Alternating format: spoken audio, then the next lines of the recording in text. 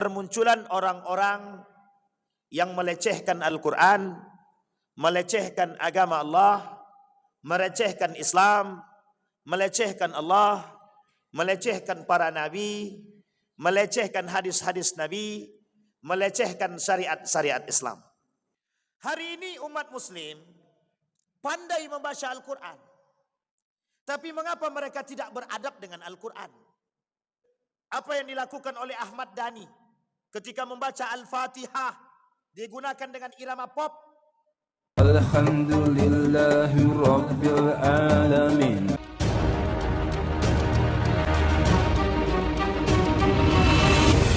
Bismillahirrahmanirrahim. Bismillahirrahmanirrahim. Assalamualaikum warahmatullahi wabarakatuh. Alhamdulillahi rabbil alamin. Alhamdulillahilladzi an'ama bi ni'matil iman wal islam bihima tatimmus salihat. Ashhadu an la ilaha illallah wahdahu la syarika lah wa ashhadu anna Muhammadan abduhu wa rasuluh la nabiyya ba'd. Allahumma salli wa sallim wa barik ala hadzal nabiyil karim. Allahumma salli ala Muhammad wa ala ali Muhammad fil alamin innaka Hamidum Majid. Ya ayuhan nasu taqu rabbakumul ladzi khalaqakum min nafsin wahidah wa khalaqa minha zawjaha wa batha minhuma rijalan katsiran wa nisaa wattaqullaha alladzi tasaaluna bihi wal arham innallaha kana 'alaikum raqiba. Wa qala Allah ta'ala ya ayyuhalladzina amanu taqullaha wa qulu qawlan sadida yuslih lakum a'malakum wa yaghfir lakum dhunubakum wa may yuti'illaha wa rasulahu faqad faza fawzan 'azima. Puji syukur kehadirat Allah atas limpahan rahmat dengan mengucapkan alhamdulillahi rabbil alamin. Bersolawat kepada Nabi dengan mengucapkan Allahumma salli ala Muhammad wa ala ali Muhammad fil alamin innaka Hamidum Majid. Bapak Ibu sekalian yang berbahagia, mudah-mudahan di maghrib ini Allah melimpahkan rahmat dan karunia-Nya kepada kita semua. Allah sehatkan, Allah kuatkan kita semua, Allah istiqamahkan kita, Allah jadikan kita orang-orang yang husnul khatimah kelak di akhir hayat. Amin ya rabbal alamin. Bagi orang tua kita yang telah mendahului kita, Allah tempatkan di tempat terbaik di sisinya, Allah terima amal ibadahnya, Allah kumpulkan bersama orang-orang yang saleh. Kemudian bagi orang tua kita yang masih hidup, Allah sehatkan, Allah kuatkan, Allah limpahkan rezekinya, istiqamahkan dalam kebaikan dan ketaatan. Amin ya rabbal. Bapak Ibu sekalian yang berbahagia, dan kita berdoa bersama salah satu daripada jamaah masjid Muawanah, Atuk Zulfan Arif sedang sakit. Kita doakan semoga Allah mengangkat penyakitnya. Kita doakan semoga Allah memberikan kesembuhan kepadanya. Kita doakan semoga Allah mengangkat segala dosa-dosanya, sehingga Allah jadikan husnul khatimah. Allah jadikan kebaikan pada dirinya. Allah jadikan setiap rasa sakit yang diterimanya menjadi pengampun atau penghapus dosa-dosanya, yang Allah ganti dengan kebaikan kepadanya. Amin ya rabbal alamin. Allahumma rabban nas adhibil ba'sa isfi anta syafi la shifaa illa shifauk shifaan la yughadiru saqama wala alama. Amin ya rabbal alamin.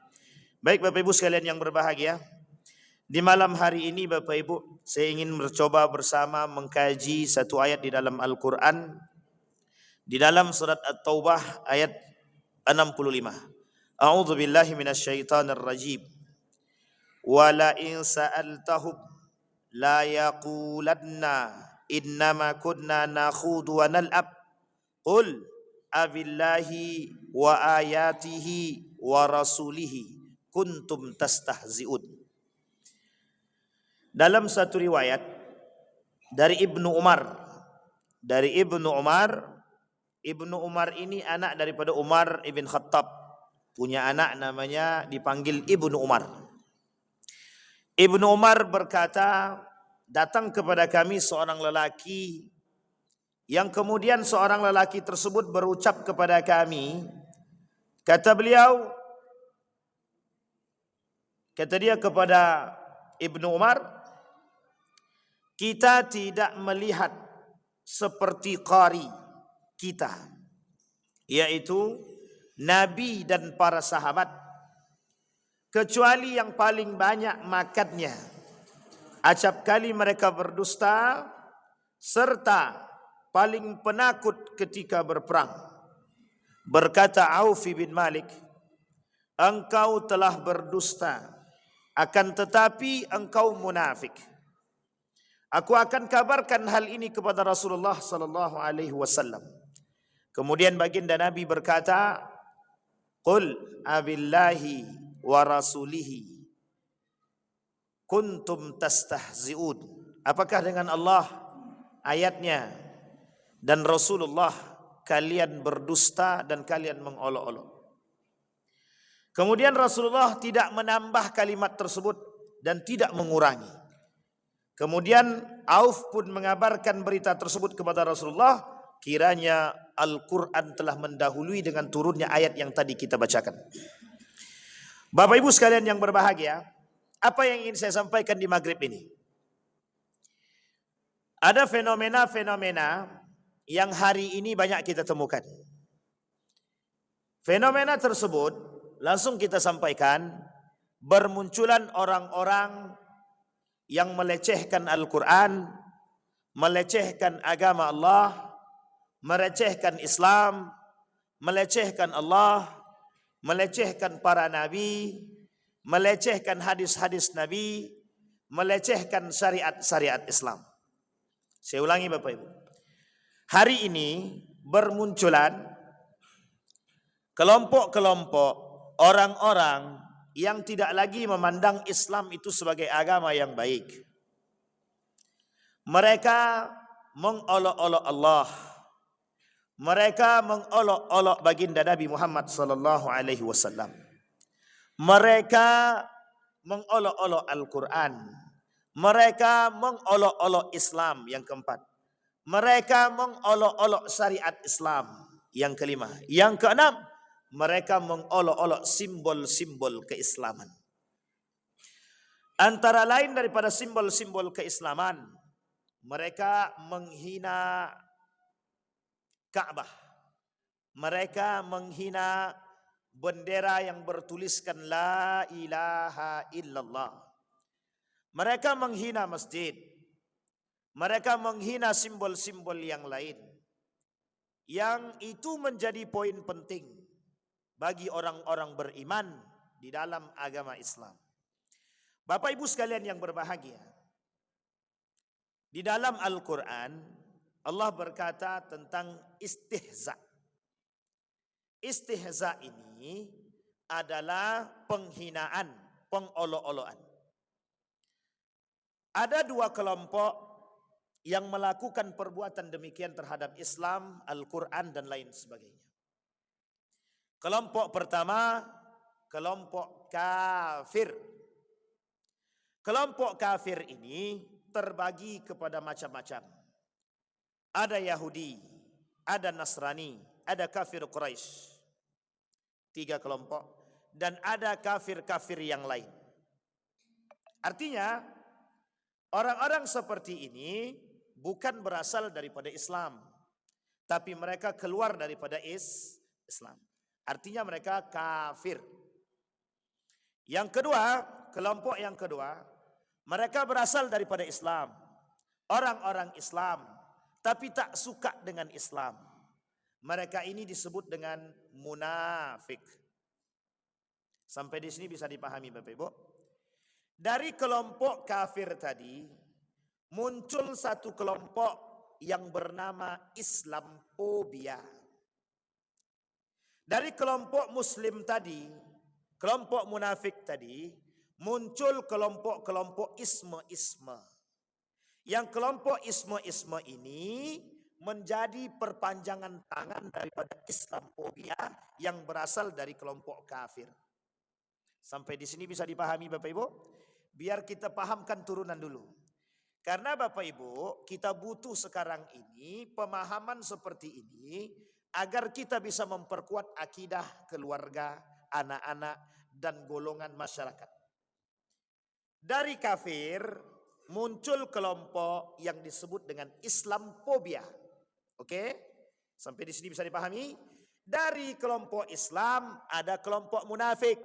Dari kelompok munafik ini muncul golongan-golongan isme-isme, liberalisme, sekulerisme, feminisme,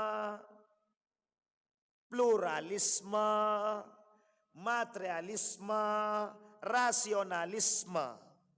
Semua isme-isme. Ini semua kelompok-kelompok yang mengantarkan kita kepada kesesatan atau kerusakan atau penyimpangan akidah. Proyek dibangun oleh Islamophobia. Oke?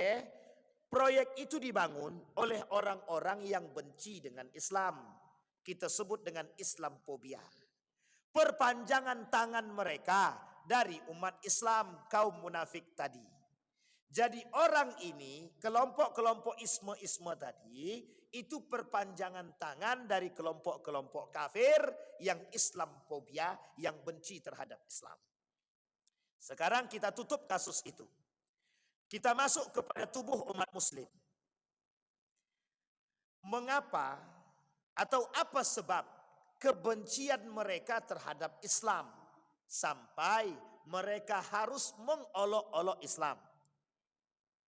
Apa kebencian mereka terhadap Al-Quran sampai mereka menghina Al-Quran? Kita ambil satu hadis dari baginda Nabi Muhammad SAW.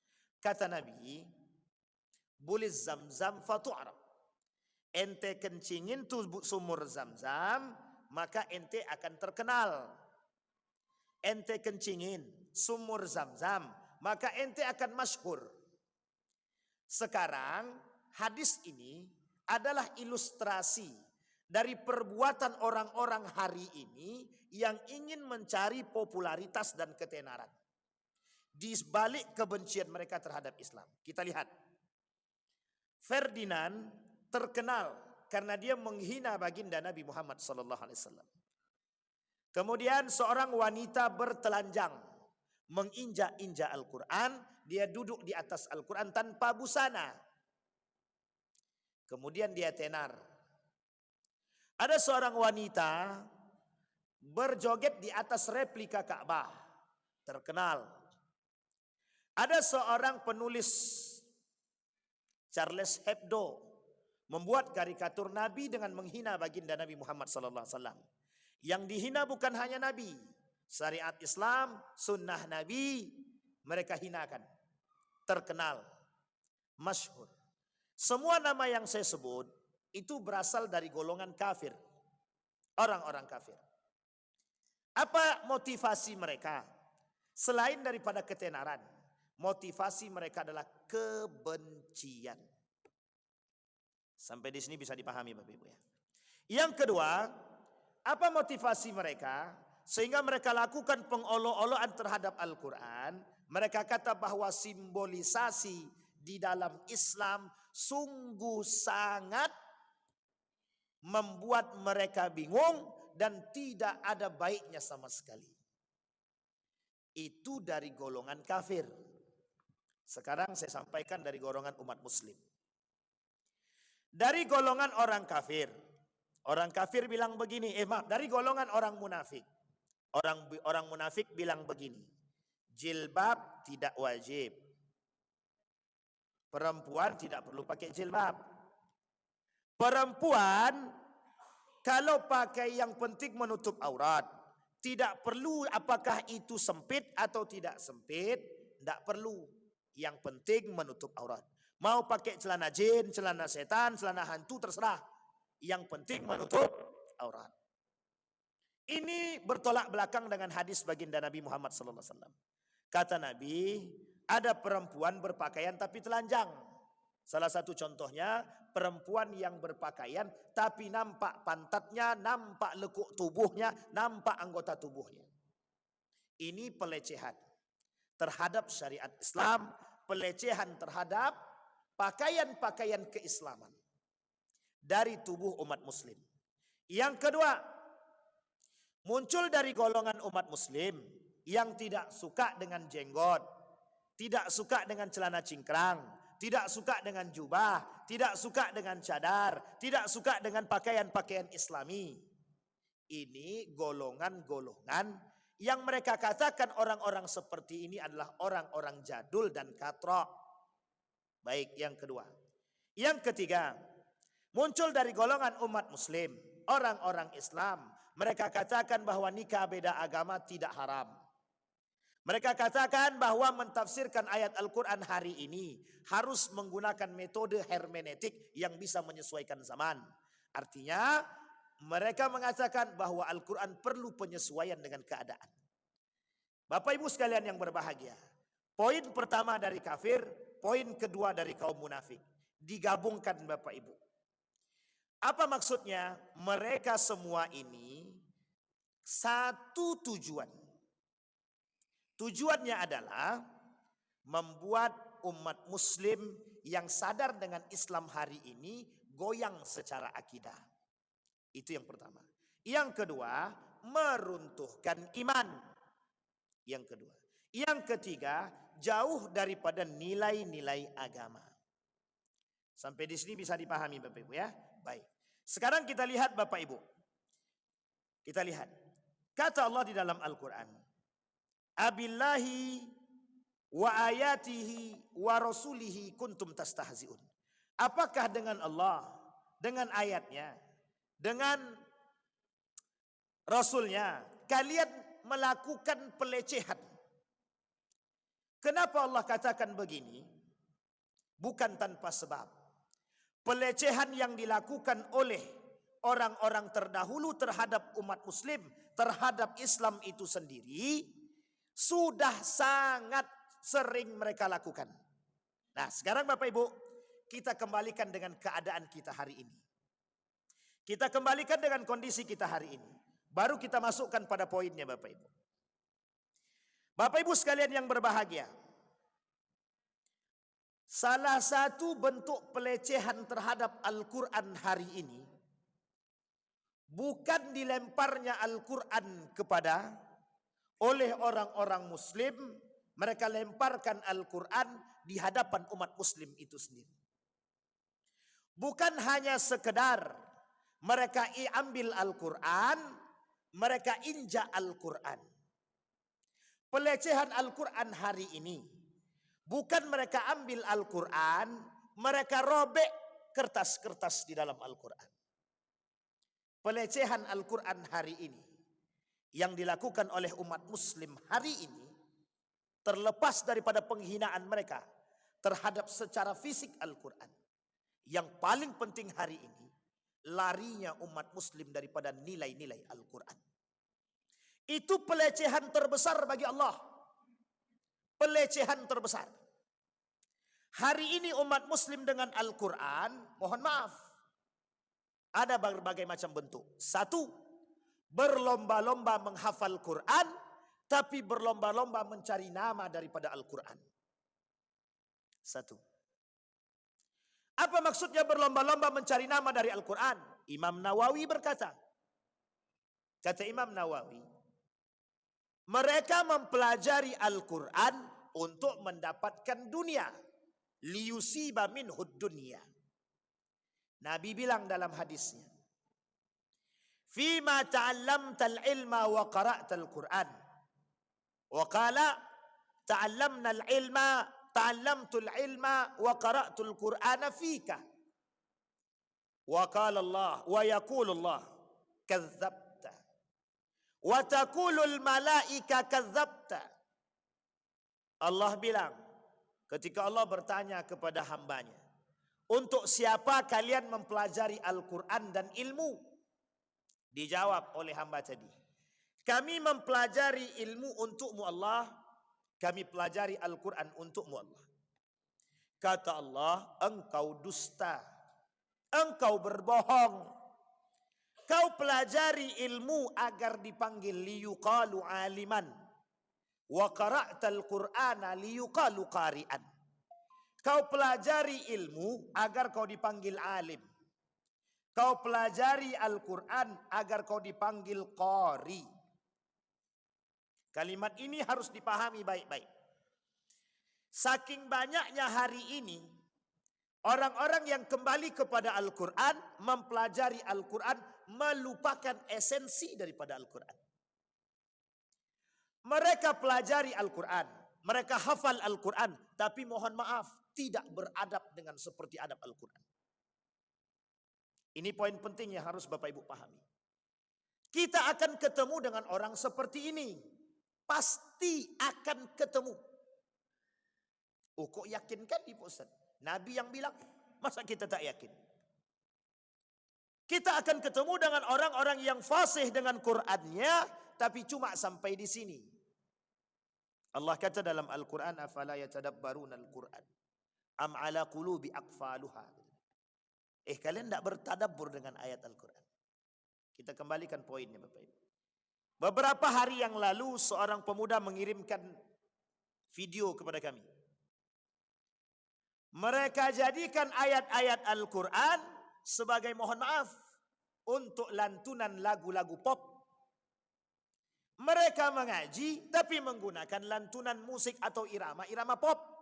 Dan DJ. Tahu Bapak Ibu DJ? Apa kepanjangan DJ itu Bang Ardi? Sama. Apa Bang? Itulah pokoknya. Saking katroknya kita tak tahu. Yang tahu Bang Raja. Berarti mencurigakan. Mereka baca Al-Quran. A'udzu billahi minasyaitonir rajim. Mereka hidupkan kemudian disco. Musik DJ. Itu bukan pelecehan. Mereka gunakan pakai kerudung. Lengan pendek, celana pendek. Bapak Ibu sekalian yang berbahagia, poinnya di akhir Bapak Ibu. Saya ingin sampaikan dulu di hadapan kita semua.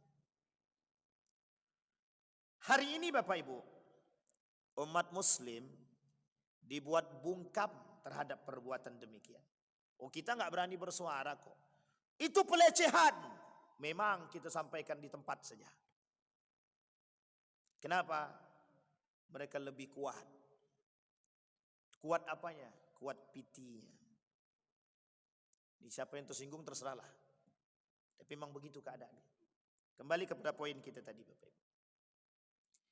Hari ini umat muslim pandai membaca Al-Quran. Tapi mengapa mereka tidak beradab dengan Al-Quran? Ketika menjadi imam, na'udzubillah, suaranya alhamdulillah fasih, bagus. Tapi kenapa lisannya lebih parah daripada pisau? Artinya, mereka telah melecehkan Al-Quran yang ada dalam diri dia. Al-Quran tak sampai ke hatinya. Kata Imam Al-Ghazali, orang yang mengerti Al-Quran tapi tidak menjalankan, mengamalkan Al-Quran, mereka sedang melecehkan ayat-ayat Al-Quran. Ini dalam bentuk makna, bukan istilah. Secara fisik kita sudah lihat Bapak Ibu, apa yang dilakukan oleh Ahmad Dhani ketika membaca Al-Fatihah, digunakan dengan irama pop. Boleh lihat videonya nanti Bapak Ibu. Ada orang-orang yang membaca Al-Quran dengan lantunan langgam Jawa yang diiringi dengan biola. Diamnya umat muslim terhadap pelecehan Al-Quran adalah bukti keaminan mereka. Maksudnya apa? No respon.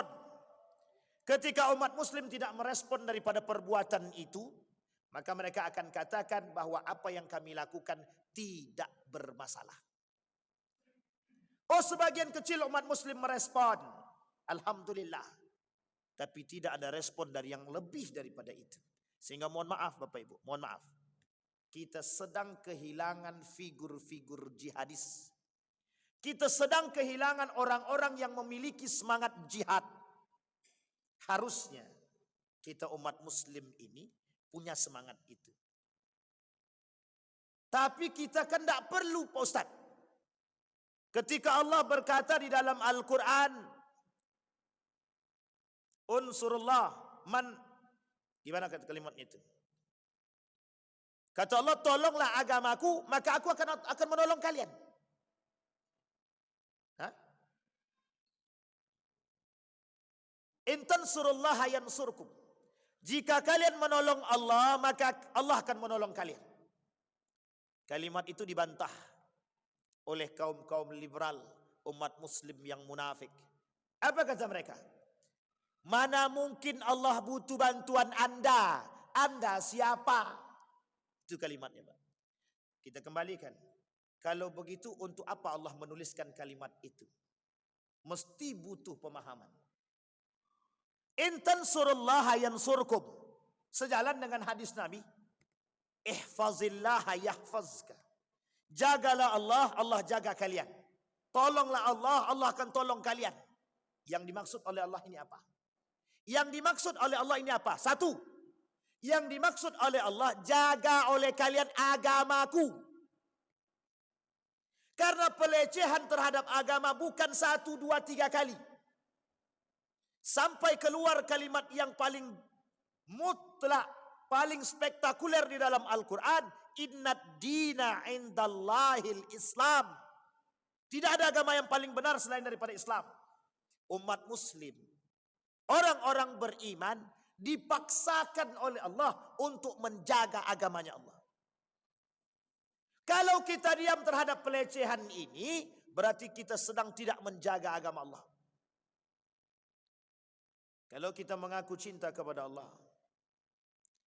tapi pelecehan Islam, pelecehan Allah, pelecehan Nabi, pelecehan Al-Quran, hari ini menjadi satu permainan yang mereka tampakkan secara terbuka. Hei umat muslim, ini loh agama kalian. Kami injak-injak, kalian diam semua. Bapak ibu sekalian yang berbahagia. Pelecehan selanjutnya terhadap kaum Nabi Lut. Yang oleh kaum liberal terkait kasus homo dan lesbi. Bapak Ibu, hari ini tadi kami bertemu dengan Ustadz Misran Agusmar. Kata Ustadz Misran, sekarang LG sedang berada di leher umat muslim. Khusus di Riau. Khusus di Riau. Sedang berada di sini. Mereka masuk ke sekolah-sekolah. Dan hari ini tadi beliau berkumpul dengan beberapa orang termasuk wali-wali murid yang mengadukan keadaan anak-anak mereka yang terjerumus dalam LG. Dibantu oleh kelompok-kelompok muslim-muslim munafik yang menjaga hak asasi mereka, para orang-orang yang mohon maaf lesbi dan gay. Itu pelecehan ayat Al-Quran yang dilakukan oleh umat muslim. Dampak daripada diamnya kita terhadap pelecehan tersebut, hari ini kita lihat. Anak SMK punya grup WA, WhatsApp, grupnya itu grup LG. Ini uniknya Bapak Ibu. Riau ini kota terbuka. Saking terbukanya mohon maaf. Itu poin pentingnya Pak. Jadi bisa masuk pelecehan terhadap ayat Al-Quran. Kita sudah disusupi dengan pola pikir seperti ini. Dari dulu Pak, zaman. Ini kalau kita mau korek dari awal sejarah, sampai 2 SKS, 3 SKS tak selesai Pak. Kami mempelajari ini 4 tahun lebih. Itu pun tak sampai-sampai. Saking seriusnya mereka merusak akidah kita. Yang mereka rusak adalah umat muslim itu sendiri dari Al-Quran itu sendiri. Bapak Ibu sekalian yang berbahagia. Kembali kepada poin kita tadi. Ini termasuk satu perbuatan yang disebut dengan istihza billah. Pelecehan terhadap Allah. Mengolok-olok ayat Al-Quran. Orang seperti ini kata Imam Az-Zahabi, pelaku dosa besar. Dan mereka masuk dalam kelompok-kelompok munafik yang Allah janjikan bagi mereka neraka jahanam. Yang di dalam neraka jahanam itu kaum-kaum munafik ini, mereka semua menjadi bahan bakar daripada api neraka jahanam. Kata Nabi, kata Allah dalam Al-Quran, innal munafiqina fid darkil asfal minan nar. Kenapa saya sampaikan kepada Bapak Ibu semua? Biar kami tidak berjuang sendirian. Kita butuh Bapak Ibu yang sadar terhadap perkembangan pola pikir hari ini. Kita ambil satu contoh. Dampak daripada pengaruh feminisme sampai menolak hukum poligami. Itu dampak daripada feminisme. Anda tak suka dengan poligami, silahkan. Tapi Anda jangan pernah tidak mengakui hukum poligami sebagai sunnah baginda Nabi Muhammad SAW. Lu Anda enggak suka poligami, tidak ada masalah. Anda tidak suka cadar, tidak ada masalah. Tapi orang yang merecehkan cadar, meremehkan cadar, itu menghina baginda Nabi Muhammad SAW. Mereka telah menghina Allah. Dampak daripada kasus feminisme. Berapa banyak hari ini perempuan yang menuntut haknya kepada suaminya. Dan pada akhirnya mohon maaf dari pelecehan yang mereka lakukan.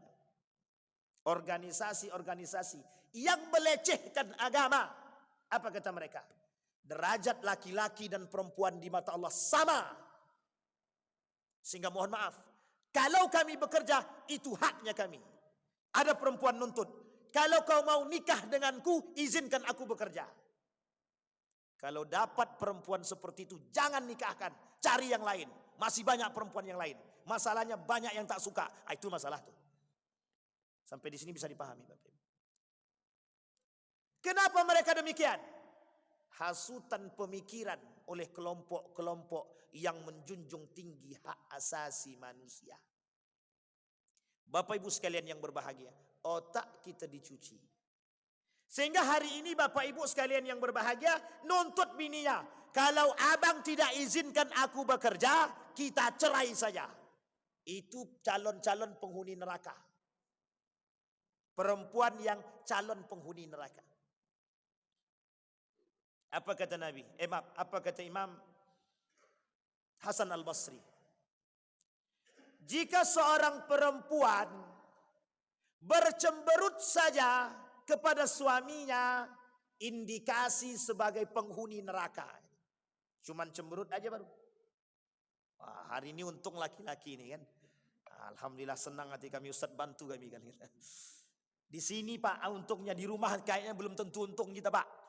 Sampai ke rumah sama Pak. Tidak mempan itu apa yang disampaikan Ustaz itu. Terserah kata dia.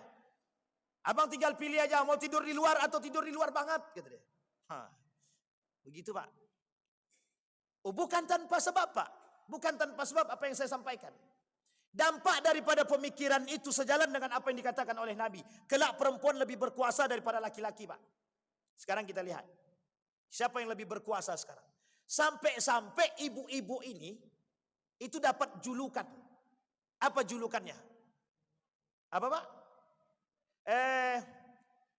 Pokoknya terkuatlah. Gen terkuat di bumi. Tidak bisa dilawan itu Pak. Salah kali lampu setnya dia yang marahin kita tuh. Wah, itulah hebatnya ibu-ibu kita sekarang.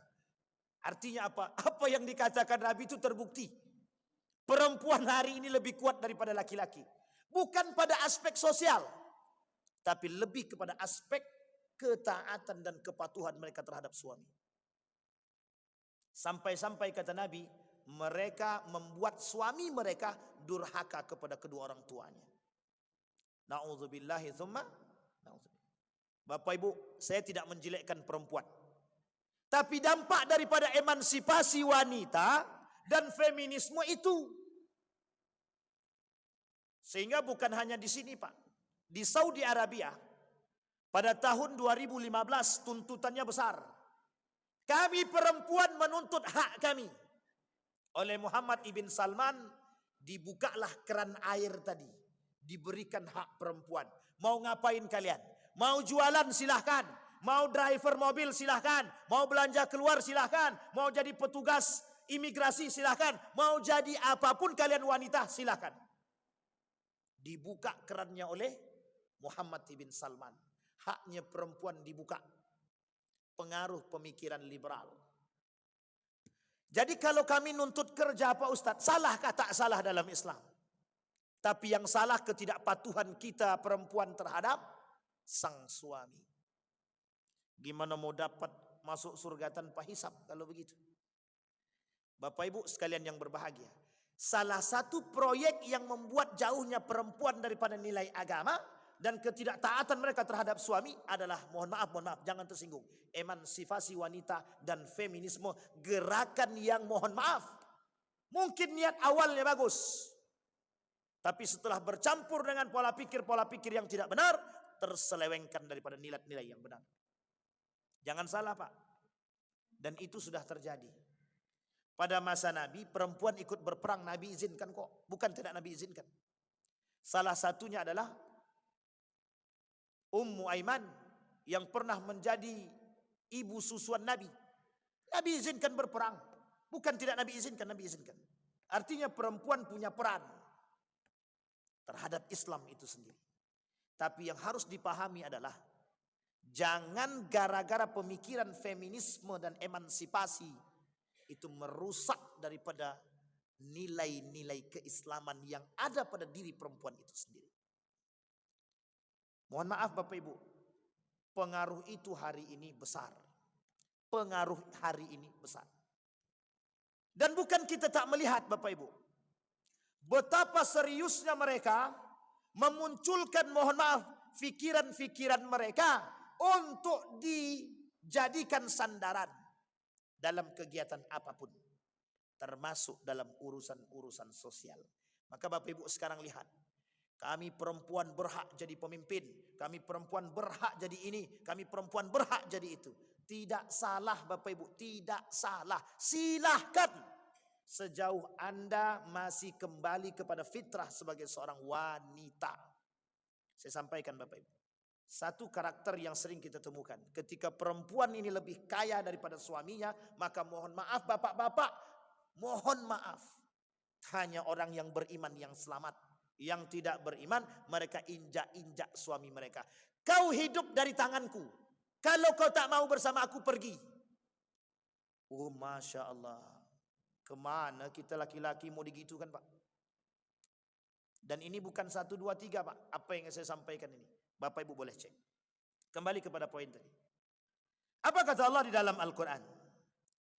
Wa qad nazzala alaikum fil kitabi an idza sami'tum ayatillahi yukfaru biha wa yustahza'u biha fala taq'udu ma'ahum hatta yakhudu fi haditsin ghair innakum idzan misluhum innallaha jami'al munafiqin wal kafirina fi jahannama jami'an. Apa kata Allah?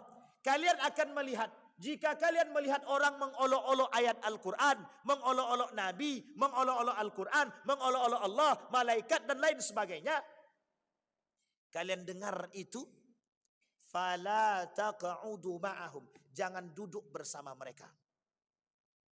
Kalau kita duduk bersama mereka, idzan antum mithluhum, kalau kalian keseringan duduk bersama mereka, kalian beda tipis dengan mereka, kata Allah. Apa maksudnya? Allah kumpulkan orang munafik bersama munafik. Allah kumpulkan orang-orang saleh bersama orang-orang saleh. Bapak Ibu sekalian yang berbahagia, poin akhir daripada apa yang saya sampaikan, saya mengajak kepada Bapak Ibu semua, buka mata kita baik-baik. Hari ini kita sedang diserang oleh mereka dalam berbagai macam pikiran, dalam berbagai macam ranah, kedokteran, pendidikan, politik, hukum, pemerintahan, dan lain sebagainya. Mereka sudah masuk dalam setiap lini. Tujuan mereka cuma satu, hilangkan nilai agama. Yang berbicara ini bergelar, yang berbicara ini mohon maaf, mengerti. Inilah yang disebut oleh Nabi dalam hadisnya, alim su'. Orang alim tapi su'. Orang alim tapi buruk perangainya. Orang yang pintar cerdas dengan keilmuannya, tapi mereka jual ilmunya dengan dunia.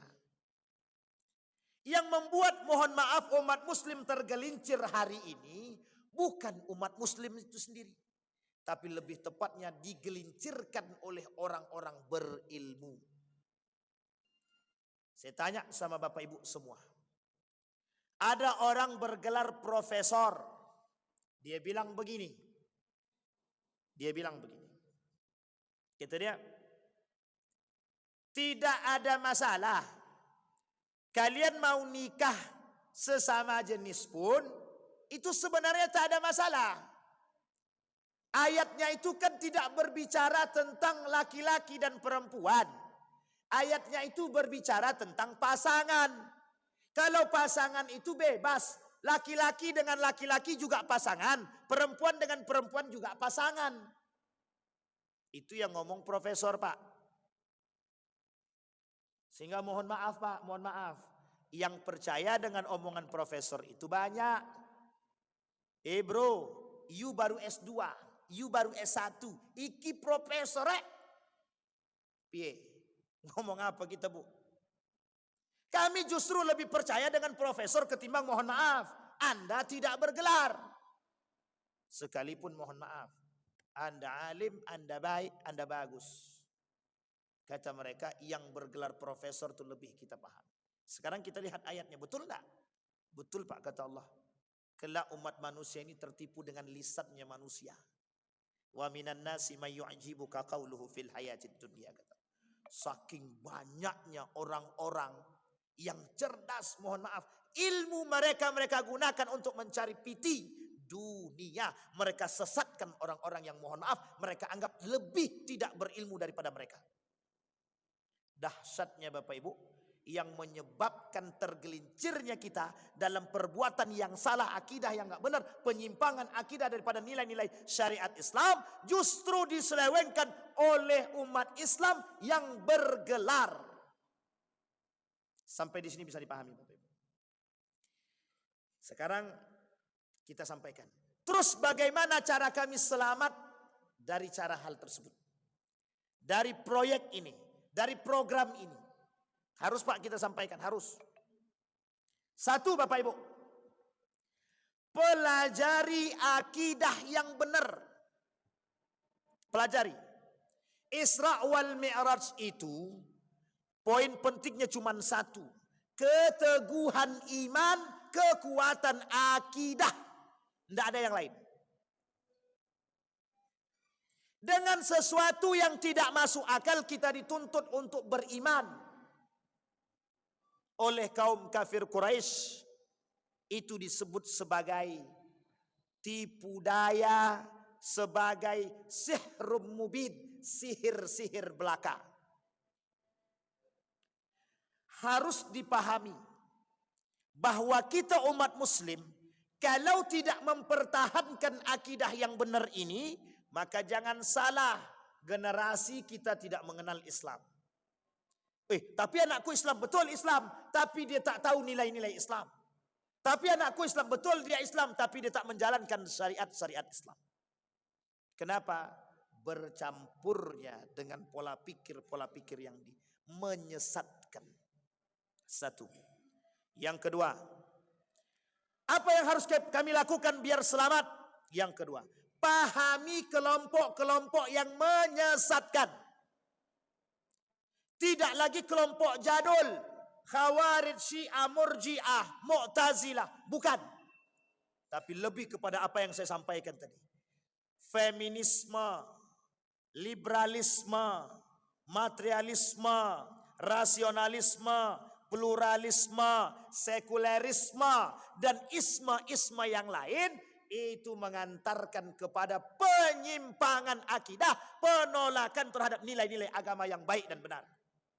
Kita ambil contoh. Kata kaum liberal, nikah beda agama itu boleh. Al-Quran yang salah. Sampai di sini paham? Baik.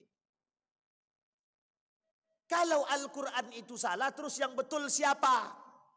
Yang betul ini. Apa nih Bapak Ibu? Akal. Maka yang ingin mereka katakan kepada kita, akal lebih tinggi daripada iman. Sekarang Bapak Ibu boleh lihat Seberapa tinggi manusia hari ini dengan akalnya? Sangat-sangat tinggi. Bahkan merundukkan iman yang ada dalam diri mereka. Kami beriman kok kepada Allah. Betul memang beriman dia Pak. Beriman kepada Allah. Tapi mohon maaf. Iman itu hilang ketika berkaitan dengan akal. Iman itu hilang ketika berkaitan dengan dunia. Iman itu hilang ketika berkaitan tentang jabatan. Iman itu hilang ketika berkaitan dengan kursi. Iman itu hilang ketika berkaitan dengan kekuasaan. Iman itu hilang ketika berkaitan dengan kekayaan. Hilang iman tuh Pak. Yang berbicara, apa kata dia? Secara logika aja lah Pak Ustaz. Secara logika. Orang semua pakai suap, masa kami tidak pakai suap? Pakai logika aja lah Pak Ustaz. Pasti kalahlah kami. Itu logika sesat. Logika sesat dan menyesatkan. Harus hati-hati Pak. Maka Bapak Ibu, subuh tadi saya sampaikan di salah satu tempat itu Bapak Ibu. Ada orang yang terjerumus dalam kekafiran secara tidak sengaja. Tanpa disadari dia sudah kafir. Tanpa disadari dia sudah kafir. Salah satu di antaranya adalah dalam model pembatalan keimanan. Nawaqidul iman. Syirik, kufur, nifak. Malam ini kita bahas dua sekaligus. Kufur sama nifak. Orang kufur sama orang nifak. Secara tak sadar mereka terjerumus dalam kekafiran. Tapi itu jelas Pak Ustaz. Oke. Ada perbuatan yang tidak jelas, ada. Ketika lisan kita lebih mempercayai, ketika lisan kita, ketika hati kita lebih mengakui dunia ketimbang Allah, habis kita semua. Habis, tidak ada lagi. Bagaimana kau bisa sampai ke Mekah sementara duit kau tak ada? Tak mungkin sampai kapanpun kau tak akan sampai ke Mekah. Orang kau tak punya duit, bekerja aja malas. Nabung aja tak mau. Akal Pak. Itu akal. Bukan Allah. Bagi Allah apa yang tak mungkin. Sekarang meyakini kalimat itu yang sulit. Kita baca Pak kun fayakun. Tapi kita sama sekali tidak kun fayakun terhadap Allah. Kata Allah kun fayakun. Allah yang bilang. Tapi kata kita tak. Yakin tak kalau Bapak Ibu yang belum pernah berangkat umrah bisa berangkat umrah? Yakin apa tidak? Yakin. Ada tapinya Ustaz. Kalau ada tapinya berarti dia sedang tidak percaya sama Allah. Tapi minta duit Ustaz. Sampai di sini paham Bapak Ibu sekalian yang berbahagia. Saking banyaknya Bapak Ibu. Kapan waktu kalau Allah izinkan kita ketemu, kita sampaikan poin atau bentuk-bentuk kekufuran atau yang membuat kita umat muslim nih tanpa sadar terjerumus dalam kekafiran. Memang kita tak keluar daripada Islam. Tapi mohon maaf. Kita ambil contoh, satu saja sebelum kita tutup. Orang yang suka dusta, suka membongak dia, itu secara tidak langsung menjadi sebuah karakter. Nah, karakter yang tertanam dalam diri dia, dalam dusta tadi, itu secara tidak langsung telah membuat diri dia kufur. Saya sampaikan satu hadis kata Nabi, Ra'suz dzunubi al-kadzibu. Bapak dari segala dosa di muka bumi ini cuma satu bapaknya. Dusta.